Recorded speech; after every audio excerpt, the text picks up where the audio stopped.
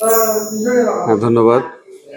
প্রথমত আমি বলতে চাচ্ছি যে এই চট্টগ্রাম বিশ্ববিদ্যালয়ের চাকসু হল হোস্টেল ইলেকশন 2025-এর সকল কৃতিত্বের জন্য আমি অলরেডি একটা স্টেটমেন্ট দিয়েছি যে আমাদের ভিসি স্যার, প্রভিসি মহোদয় 2 জন, তারপর আমাদের নির্বাচন কমিশনার স্যার সহ শুরু করে নির্বাচনের সকল পর্যায়ের সকল ধরনের শিক্ষক, কর্মকর্তা, কর্মচারী থেকে শুরু করে যত পর্যায়ের ব্যক্তিবর্গ এর সাথে জড়িত ছিলেন সবাইকে আমি ধন্যবাদ জানাই।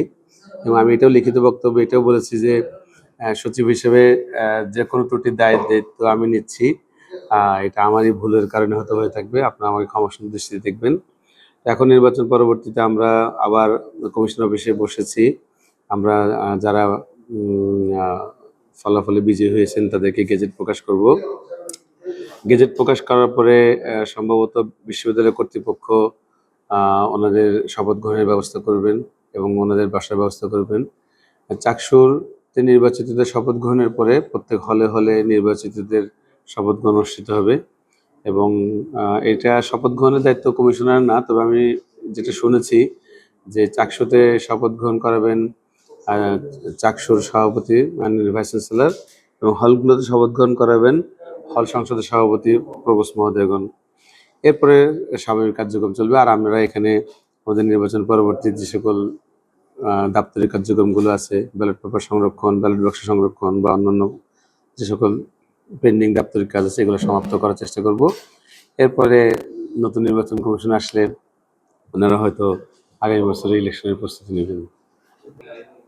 আমরা আজকে গেজেটের কাজ শুরু করছি, আমরা হয়তো কালকের মধ্যে শেষ করতে পারবো। মঙ্গলবার দিন হয়তো গেজেটের কাজ সম্পন্ন করে ঘোষণাটা দিয়ে দিতে পারবো বা গেজেটের কাগজগুলো সংশ্লিষ্ট দপ্তর এবং প্রার্থীদের কাছে পৌঁছাতে পারবো।